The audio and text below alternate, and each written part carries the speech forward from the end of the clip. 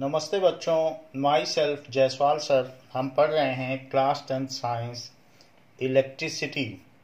Now last class में हमने आपको बताया था कि अगर एक सर्किट जिसमें कि एक की स्विच है, एक रजिस्टर है, एमीटर है और एक that is source of potential difference that is cell, तो ये चार चीजें हैं। Then they are in series, ये एक साथ एक दूसरे के साथ जुड़ी हुई हैं। इसका इंटरनल कनेक्शन है, यहां से यहां तक कनेक्शन है जो इसके थ्रू होके जा रहा है।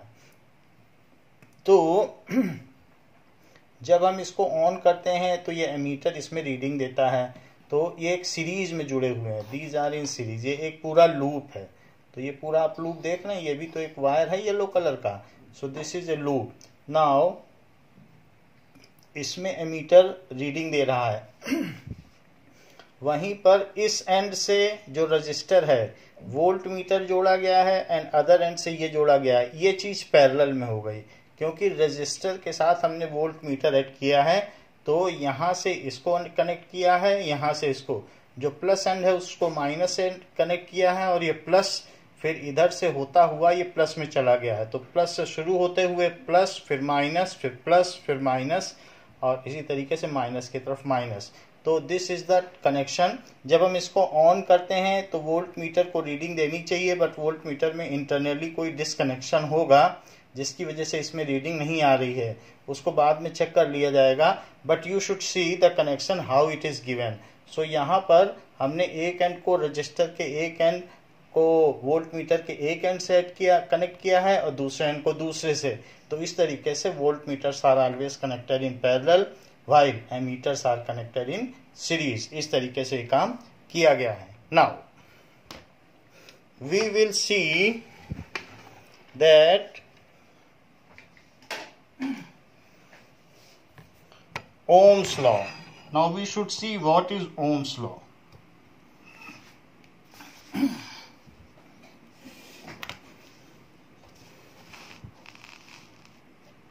No. लास्ट क्लास में हमने सिंबल देख लिए थे कि किस तरीके से सर्किट डायग्राम के सिंबल्स होते हैं। अब हम पढ़ेंगे a basic most fundamental law regarding the electricity which is named as Ohm's law. Now Ohm's law is on the name of German physicist George Simon Ohm. So that is George Simon Ohm. He has given this law in 1827. 1827 में इन्होंने ये law दिया था। ये इन्होंने एक बात observe की, उस समय की बात है जिस समय एमीटर एंड वोल्ट मीटर नहीं हुआ करते थे। तो इन्होंने एक चीज नोटिस की कि मान लीजिए यहाँ पर एक ये वाटर कैम्फर रखा है, तो इसमें जब ज्यादा पानी रहता है तो when there is more water then the flow of water current. तो ये देखते थे कि when there is more water potential, क्योंकि mgh इसकी हाइट है तो उससे पता चल जाएगा कि कितना पोटेंशियल है। When there is more water potential then water current through tap is more. ये बात इन्होंने देखी। थोड़ा पानी होता है तो धीमे पानी निकलता है। So when there is more water potential जो कि mgh है,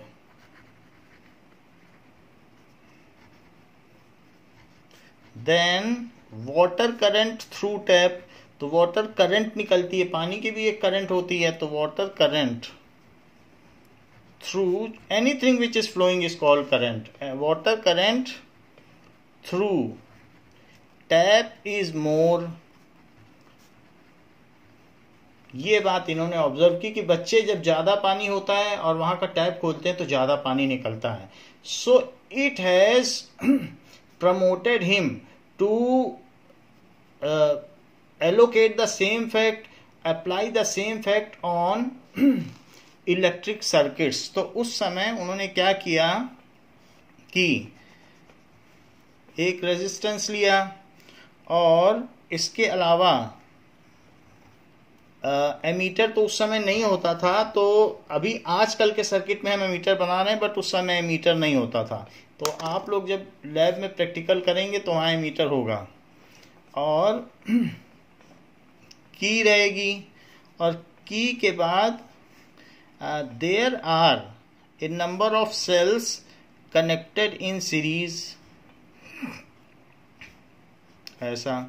तो ये चीज़ है, तो ये चीज़ उन्होंने देखी।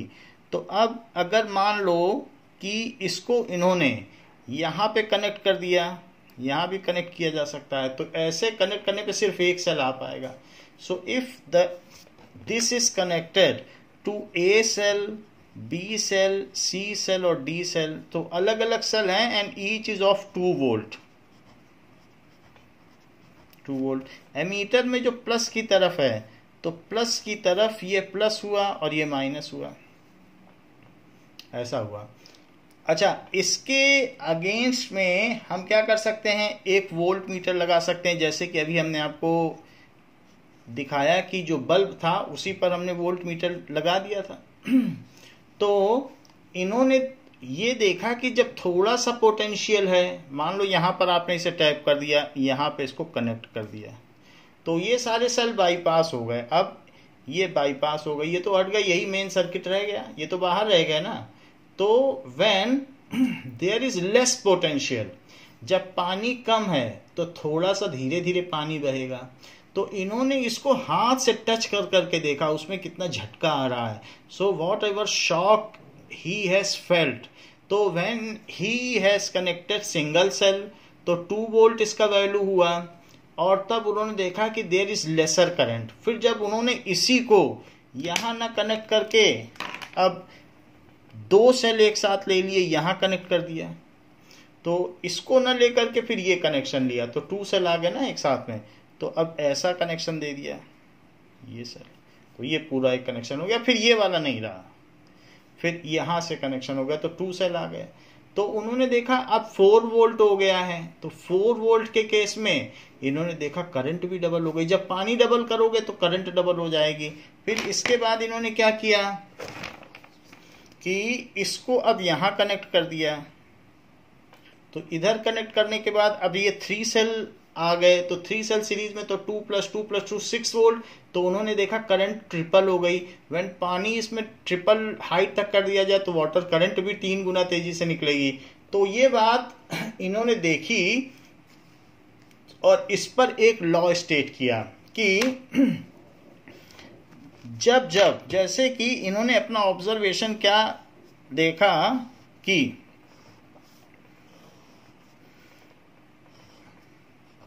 V और I की क्या क्या वैल्यू रहती है। सो पहले इन्होंने V को क्या लिया, 2 वोल्ट। तो इन्होंने मान लीजिए कुछ रजिस्टर है, एक रजिस्टर है, रजिस्टर को R से डिनोट करते हैं, चाहे वो बल्ब है लेकिन उसे R से डिनोट करते हैं। तो इस एमीटर की रीडिंग ली जा सकती है, तो रीडिंग ली गई। सो दैट मान लीजिए 1 एम्पियर हुई, 1 एम्पियर। आजकल एमीटर बन गया है, so this reading we can take easily. हम ऐसे बनाकर, जैसे अभी मैंने करके देखा, तो वैसे वोल्ट मीटर की रीडिंग पढ़ो और इसको रीडिंग पढ़ो, तो दोनों की रीडिंग पढ़ेंगे। आपके स्कूल में प्रैक्टिकल कराया जाएगा, तो इस तरीके से हुआ।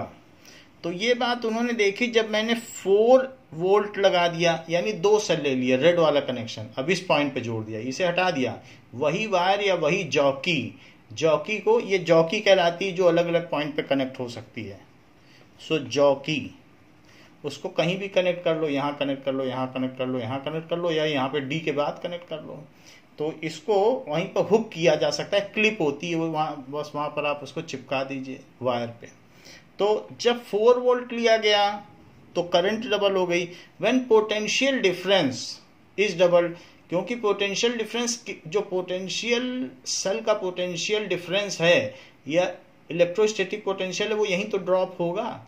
तो ज़्यादा ड्रॉप है तो ज़्यादा करंट है। ज़्यादा, अगर मान लीजिए और कुछ ना करो, बहुत ऊंचा पहाड़ हो तो ऊंचे पहाड़ से जो पानी गिरेगा तो वाटर करंट बहुत ज़्यादा होगा, और अगर छोटे से पहाड़ से गिरेगा तो वाटर करंट थोड़ा होगा। तो उसी तरीके से फास्टर रिवर होगी, वाटर करंट ज़्यादा होगा, तो पोटेंशियल डिफरेंस लेस होगा, तो धीरे पानी बहेगा, ज़्यादा ऊपर से आएगा तो तेज़ी से। तो ये चीज़ यहाँ इन्होंने ऑब्जर्व की। और एक बात और ऑब्जर्व की कि इफ़ इट इज़ 6 वोल्ट, तो उन्होंने देखा कि अगर हमने पोटेंशियल डिफरेंस ट्रिपल कर दिया है अक्रॉस द रजिस्टर, ये कहाँ लगाया गया है पोटेंशियल डिफरेंस? रेजिस्टेंस के अक्रॉस ही तो लगाया गया है, क्योंकि इसका एक एंड यहाँ पर है और यहाँ पर प्लस माइनस लिख दीजिए, और दूसरा एंड यहाँ पर है। अब जो भी कनेक्शन हो उसके बेसिस पर हो सकता है। तो ये देखा कि ट्रिपल कर देने से ये ट्रिपल हो गई, और अगर मैंने 8 वोल्ट कर दिया तो 4 टाइम्स, पहले 2 था 8 कर दिया, then it becomes as 4 ampere. तो 4 गुना कर देने पे 4 गुना हो गया, ऐसा इन्होंने देखा। और एक बात और देखी कि जो V बाई आई है, V अपॉन आई, सो इसको इन्होंने देखा कि 2/1, तो 2/1 कितना होता है? It is 2। 4/2 V by I, फिर से 2, और 6/3 तो फिर से 2, और दिस इज 2। तो ये जो V बाई आई है उसको उन्होंने कहा कि भले ही करंट कितनी भी क्यों ना बढ़ाई जाए, ये पोटेंशियल डिफरेंस कितना ही क्यों ना बढ़ाई जाए, और करंट भी साथ ही साथ प्रोपोर्शनली बढ़ती रहे, लेकिन जो ये रेशो है वो कांस्टेंट रहेगा। तो वोल्ट पर एम्पियर, इसको क्या कहेंगे बताइए? वोल्ट, और करंट की क्या यूनिट होती? एम्पियर। तो वोल्ट पर एम्पियर इसकी यूनिट हो गई। तो ये चीज हो गई। तो इसी को फिर और इस चीज को ओमेगा कह सकते हैं, ओमेगा, और इसी यूनिट को इनके नाम से ओम भी कह सकते हैं। तो 2 ओम, सो रेजिस्टेंस, इसको कहते हैं रेजिस्टेंस। 2 ओम, 2 ओम, 2 ओम, 2 ओम। रेजिस्टेंस के बारे में अभी हम आपको बता रहे हैं वो क्या है। इन्होंने कहा कि पानी ज़्यादा बढ़ाओगे तो वाटर पोटेंशियल ज़्यादा बढ़ाओगे तो वाटर करंट ज़्यादा होगा, लेकिन ये इस चीज़ पे भी डिपेंड करेगा कि ये जो पानी की टोटी है या what ever is the opening of mouth of this tap, if it is more than the water current will be more, and if it is narrower, तो अगर मान लीजिए ये नैरोवर है तो इसी को कहते हैं resistance which constrict the flow of path. तो इसी टैप की वजह से तो वाटर रुका हुआ है, तो इसलिए जो रेजिस्टेंस क्या है? It is the ratio of potential difference applied and the current flowing through it. ये चीज हुई। तो हमने आपको 4 सर्किट बताए। कैसे कैसे बताएं? देखिए कि अगर मान लें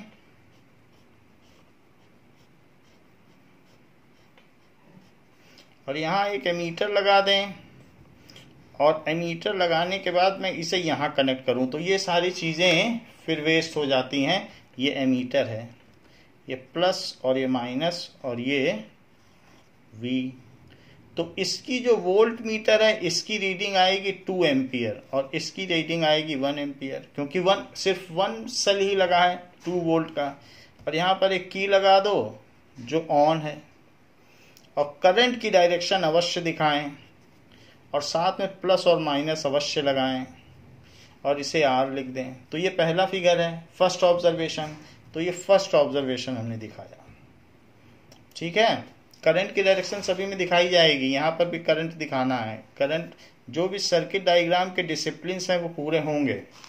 अब देखो इसके बाद 2 सेल लगाएं, तो 2 सेल को टैप कर लें। जो जॉकी है उसको किस तरीके से करें? इसी में यहां पर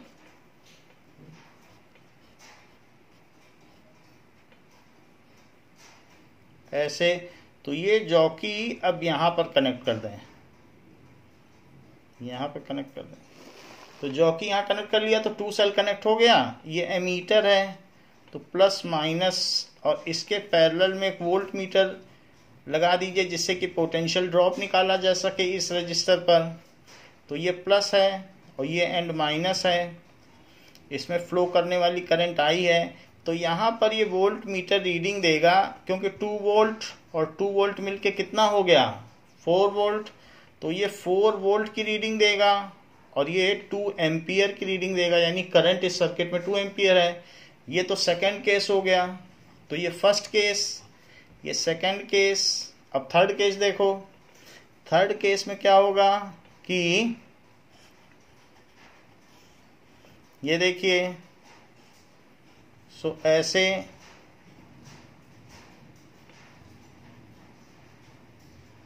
तो यहाँ एक एमीटर लगा दें और ये यहाँ पर टैप कर दें, तो इस तरीके से इस पर एक पोटेंशियल डिफरेंस अप्लाई कर दें।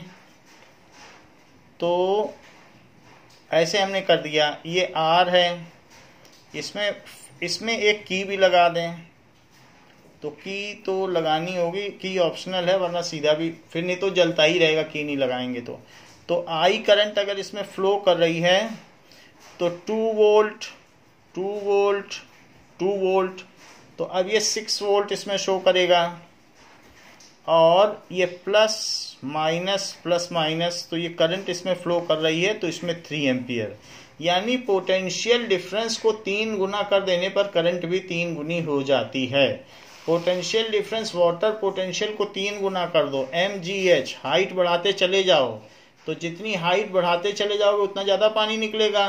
तो ये बात ओम ने चेक करी कि जैसे जैसे हम बड़ा सेल लगाते चला जाएंगे या ज़्यादा पोटेंशियल डिफरेंस अप्लाई करेंगे किसी भी कंडक्टर पर या रजिस्टर पर, तो ज़्यादा करंट फ्लो करेगी। इसी के बेसिस पर इन्होंने अपना लॉ दिया, तो that is known as Ohm's law. What is Ohm's law, उसको देखते हैं। So Ohm's law states that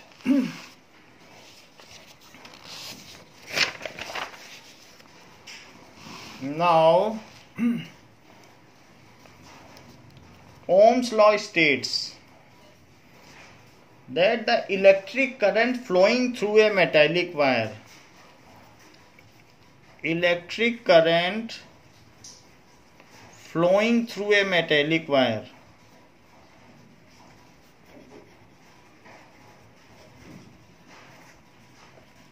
a metallic wire,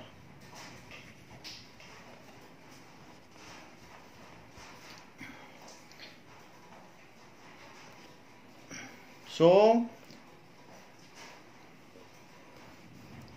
is directly proportional to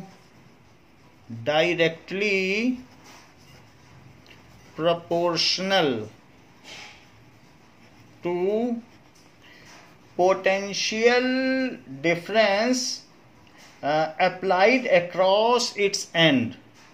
Potential difference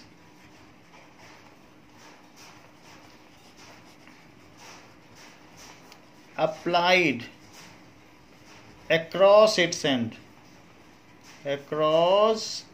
ends, provided that temperature remains constant. Provided that temperature remains constant.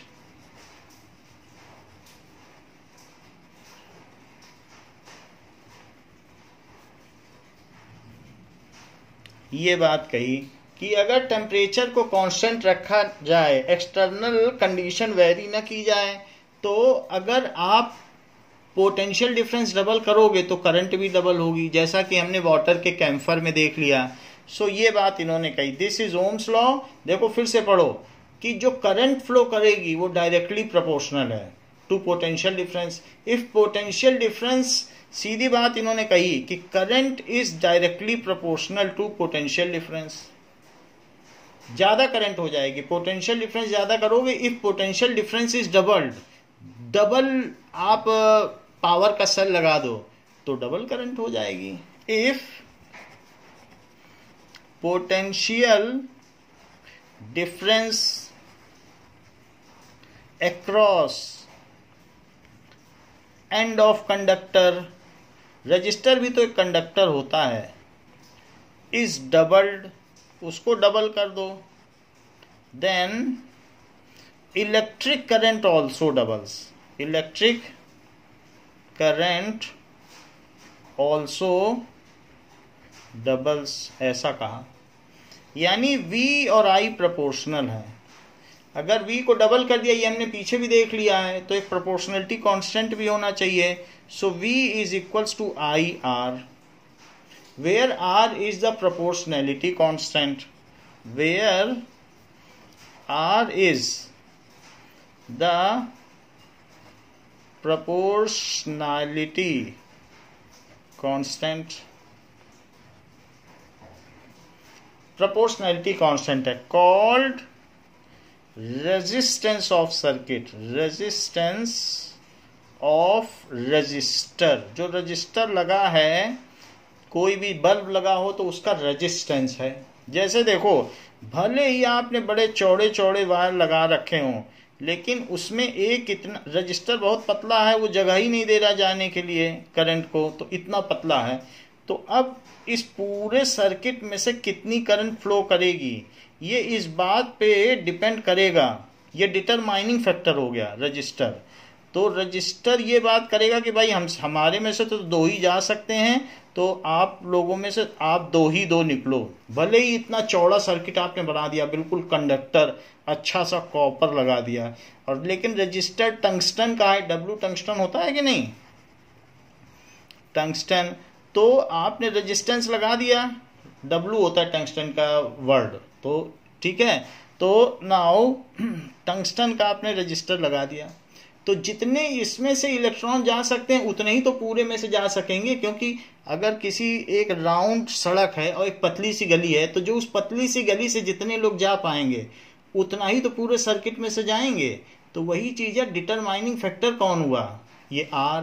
अगर V तो आपने उतना ही लगाया, मान लीजिए V आपने 9 वोल्ट लगा दिया, V की बात कर रहा हूं।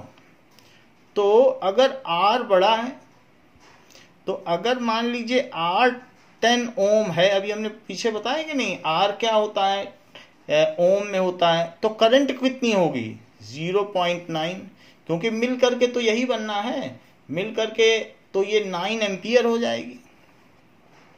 सो 0.9 एम्पियर करंट और 10 ओम ये है, यानी रेजिस्टेंस ज्यादा है तो करंट कम है। अच्छा ये देखो, ओम को क्या बोला था, वोल्ट पर एम्पियर, तो एम्पियर एम्पियर कट गए, तो देखो 0.9 इंटू 10 क्या हुआ, 9 वोल्ट। और यही R अगर 1 ओम हो जाए, जरा सोचिए तो, यानी ये 1 ओम हो जाता तो करंट क्या 9 एम्पियर ना हो जाती ये, तो इट इज 9 एम्पियर और इंटू 1 ओम क्या होता है, वोल्ट अपॉन एम्पियर। ये जो पीछे आपको बताया था, it is volt upon ampere. तो ये देखिए कि इसमें आपको बताया गया है कि R कुछ नहीं है, V/I, that is volt upon ampere, और वोल्ट अपॉन एम्पियर को ही तो ओम कहा गया है। तो इसलिए एम्पियर एम्पियर कट गए, तो it is 9 volt.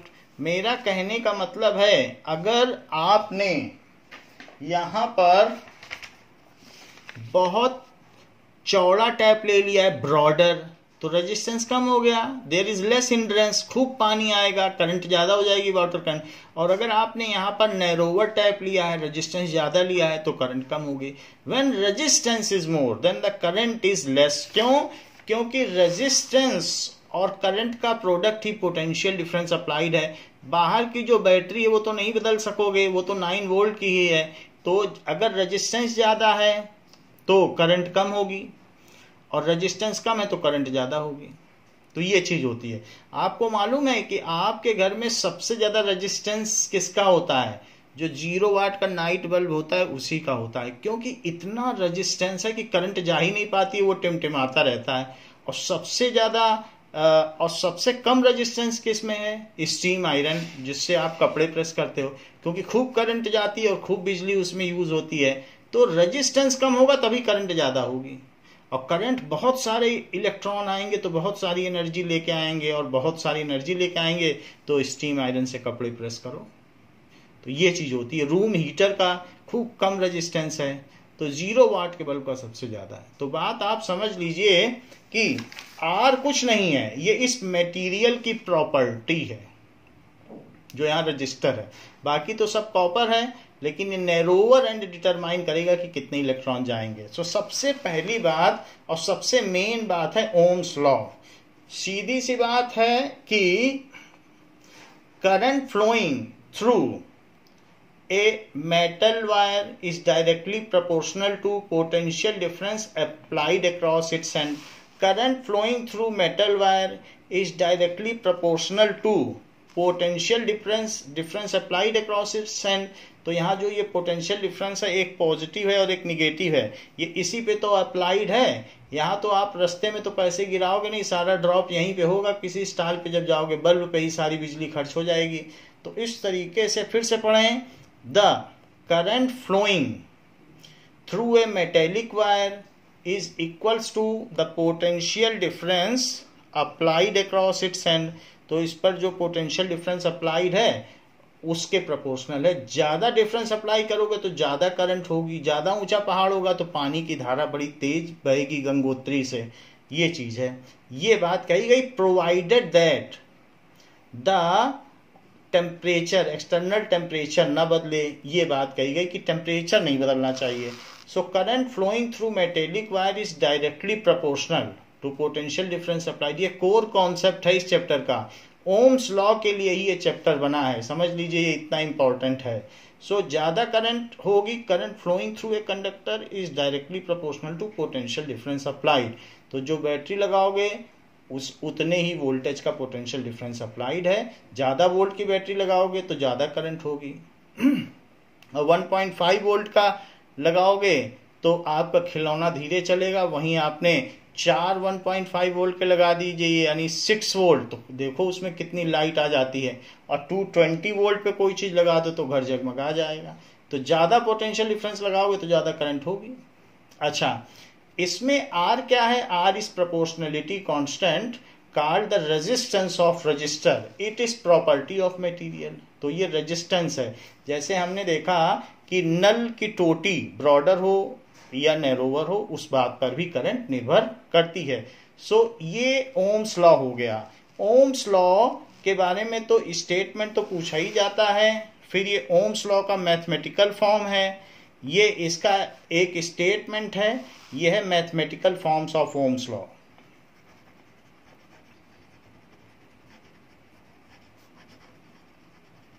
Of Ohm's law, तो ये तो ओम्स लॉ हो गया। इसके अलावा ग्राफ पूछा जाएगा, और क्या पूछा जाएगा? Circuit of Ohm's law. तो ओम्स लॉ का सर्किट भी बनाना होता है, ये 4 मार्क्स का पैकेज होता है, तो ये सर्किट बनाना पड़ेगा। ये एक्सपेरिमेंटल वैल्यू है तो ये भी बताना पड़ेगा।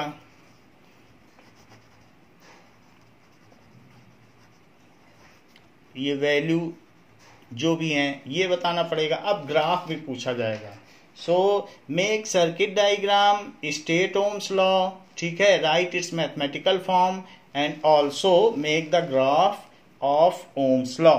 तो अब ग्राफ देखो, तो इसमें यहां पर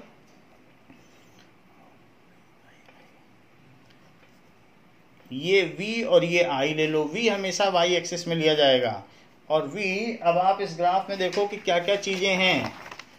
तो 2, 4, 6, 8, तो हम इस Y एक्सिस पर 2, 4, 6 और 8 ये इन वोल्ट ले लें, ऐसे वोल्ट में ले लें, और इधर की ओर I एम्पियर में ले लें।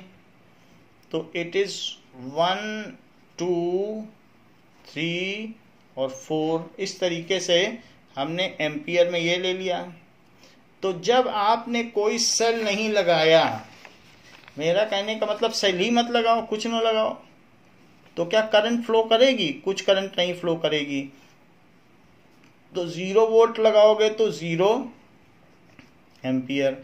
आर नहीं निकाला जा सकता क्योंकि 0/0 कुछ नहीं होता, तो इसलिए यहाँ डैश कर दो। 0/0 तो कुछ नहीं होता, तो इसलिए जब 0 था तो 0 पे ही था दोनों। फिर इसके अलावा ये देखो I की वैल्यू पहले लिखना और V की बाद में, क्योंकि x y के टर्म्स में कोऑर्डिनेट होते हैं ना। तो 1 2 1 2 ये पॉइंट हो गया। अच्छा I जब 2 एम्पियर है तो वोल्टेज 4 एम्पियर है, तो 2 पहले I लिखा जाएगा क्योंकि एक्स एक्सिस पहले लिखी जाती है। तो 2 4, फिर 3 I अगर 3 है तो वोल्टेज 6 है, करंट 3 गुना तो वोल्टेज भी 3 टाइम्स, और अगर I 4 एम्पियर है तो ये 8। तो इस तरीके से हमने ये बात देख ली कि this is the graph for Ohm's law. तो ये हमने ग्राफ बना दिया, तो ये ग्राफ हो गया। अब जरा देखो कि this is the graph for Ohm's law. तो इस चीज को ये लीनियर ग्राफ है। कैसा ग्राफ है? Linear graph. This is linear graph.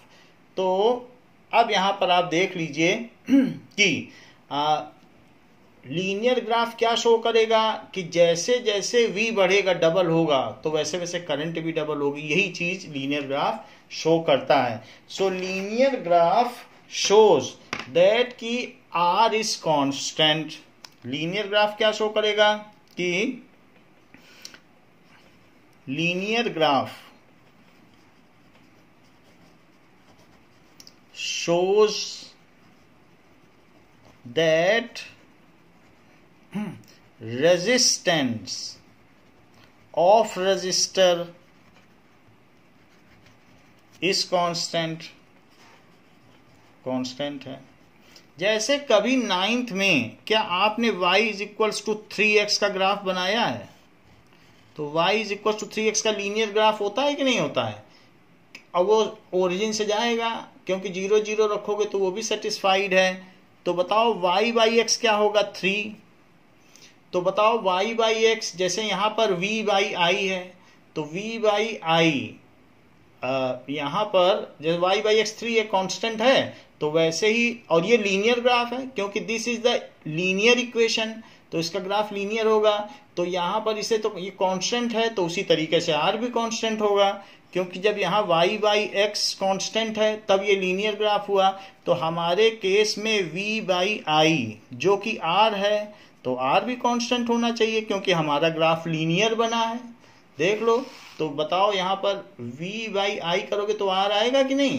तो जब हमारा ग्राफ लीनियर है तो जैसे y बाई एक्स 3 है वो कांस्टेंट है, तो y by v by I r वो भी कांस्टेंट होना चाहिए। So it shows as the graph is linear, so the value of R is constant. So resistance यानी R. So resistance का सिंबल R है और इसकी यूनिट ओम है। तो आप कहेंगे कि रेजिस्टेंस को कैसे डिफाइन किया जाए? So let us define resistance. Now, what do we mean by resistance? Resistance क्या होता है?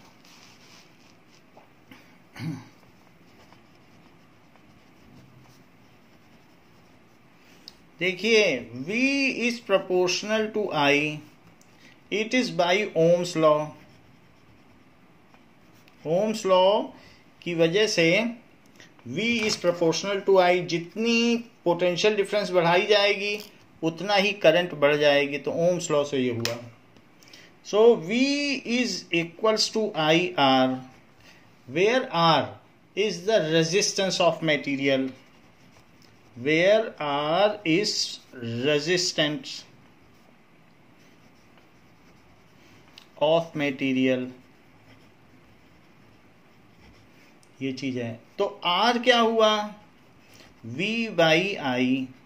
So resistance of a material is equal to the ratio of potential difference applied across it and the current flowing through it.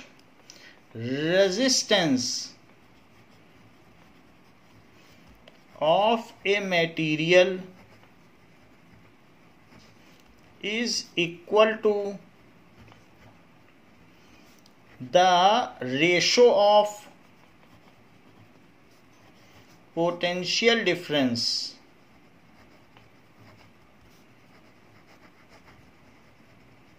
applied across it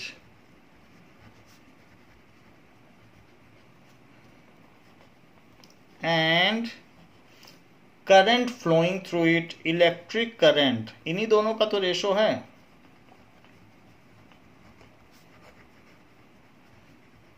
flowing through it, जब potential difference apply कर दोगे तो current flow करने लगेगी।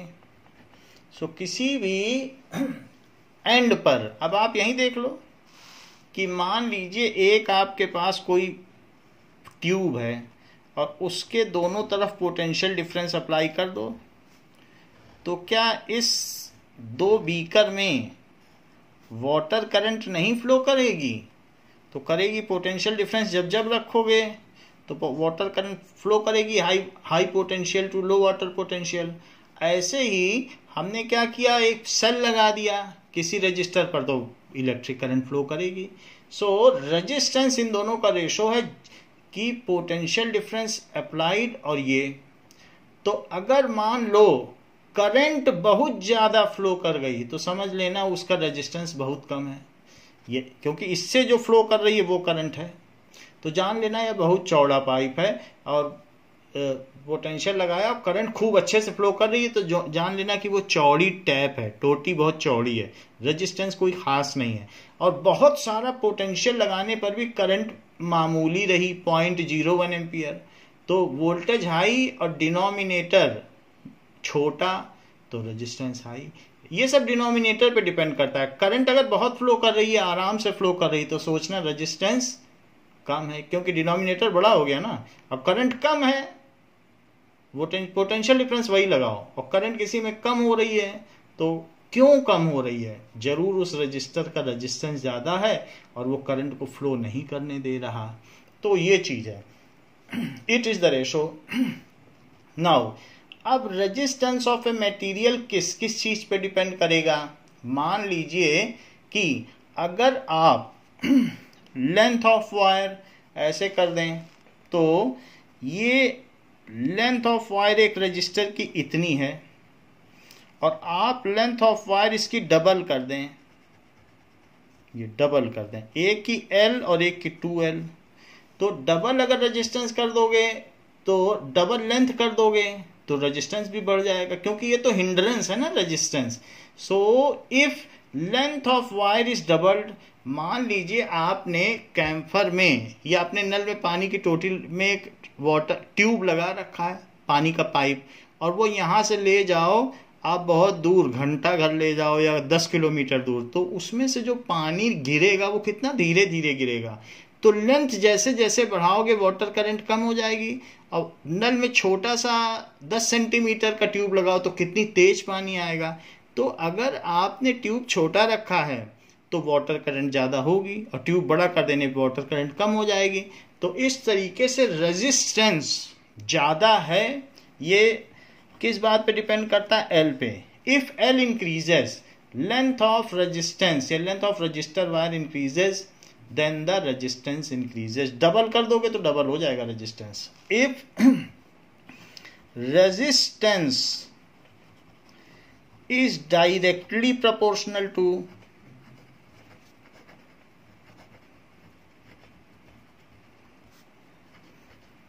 Length of register,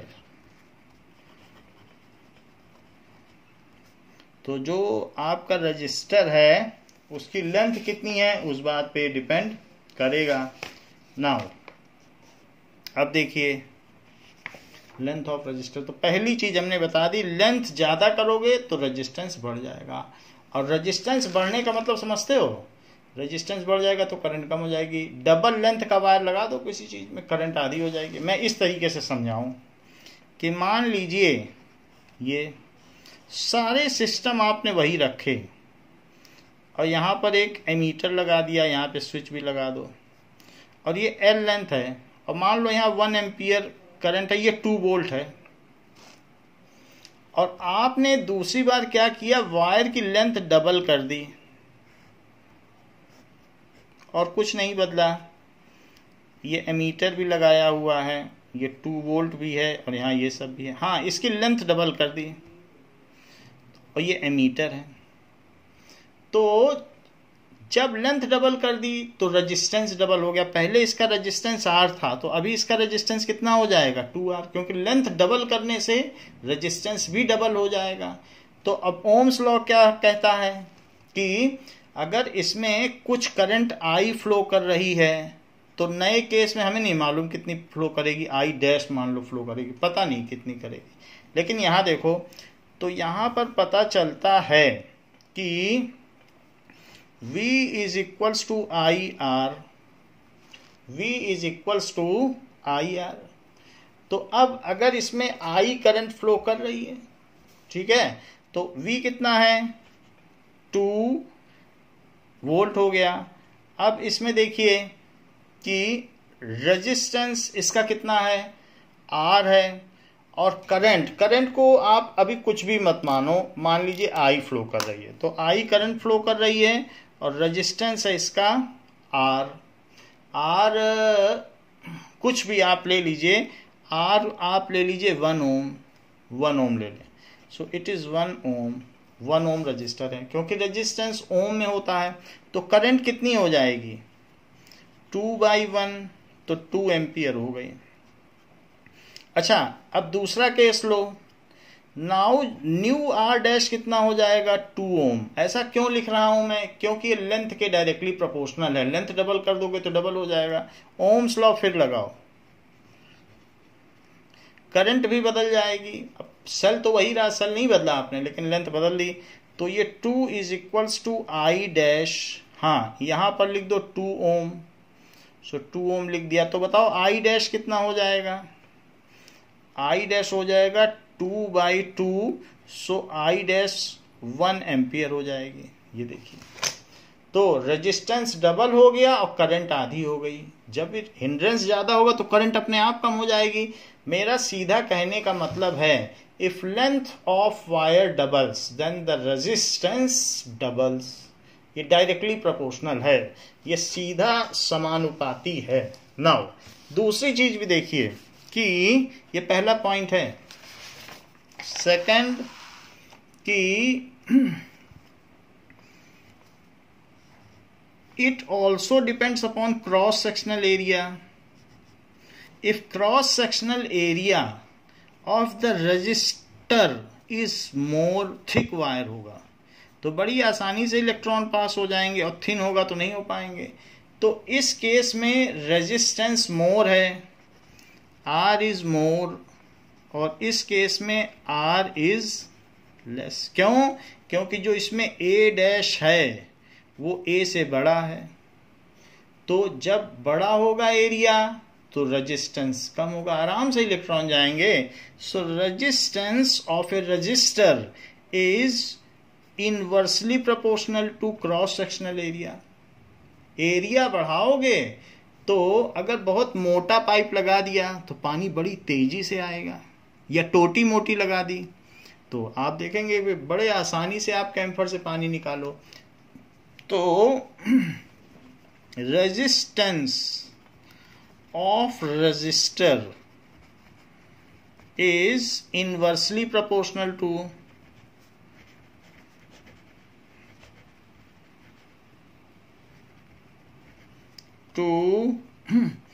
cross sectional area, cross sectional area of wire. अब ये देखो तीसरी चीज, अब इन दोनों को कंबाइन कर दो। तो आप इन दोनों को कंबाइन कर दीजिए। क्या क्या चीजें आपने देखी। So combining both as R is proportional to L and R is inversely proportional to A, directly proportional to L है, inversely proportional to A, combining both।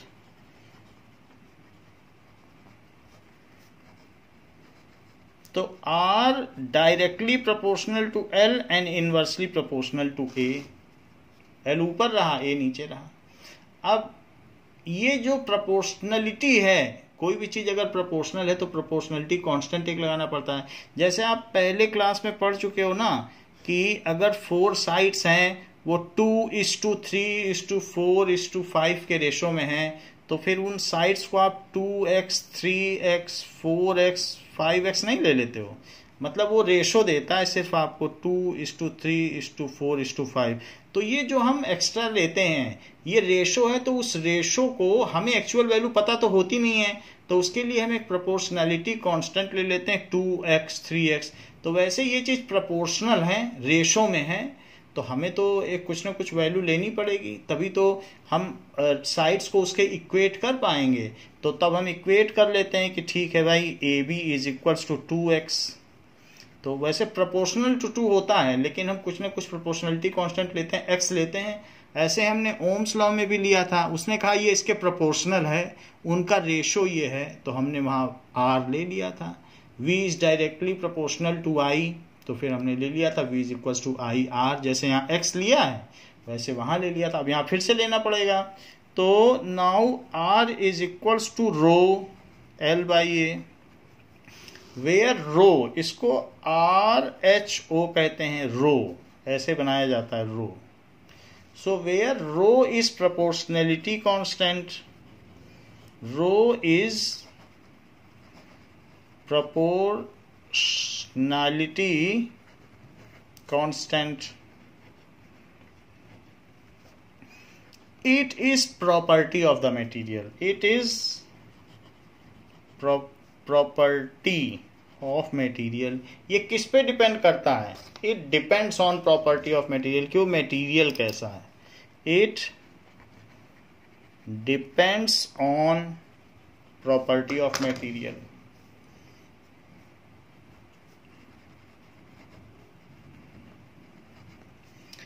और इसको कहते क्या हैं? इट इज कॉल्ड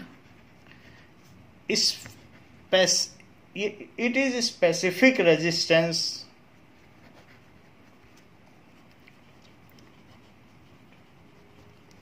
और रेजिस्टिविटी ऑफ मटेरियल।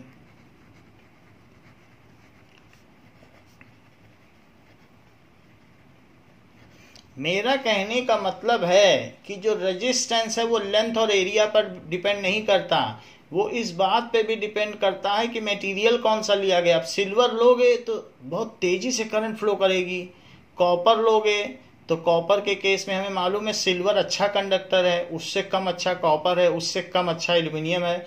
तो material पर भी तो करंट डिपेंड करेगी, सिर्फ लेंथ और एरिया से ही मतलब नहीं, मटेरियल पे भी डिपेंड करेगी। तो ये प्रॉपर्टी ऑफ मटेरियल की जो बात की गई है वो रेजिस्टिविटी उस चीज को कवर करती है। So rho is the resistivity, it is known as specific resistance of material.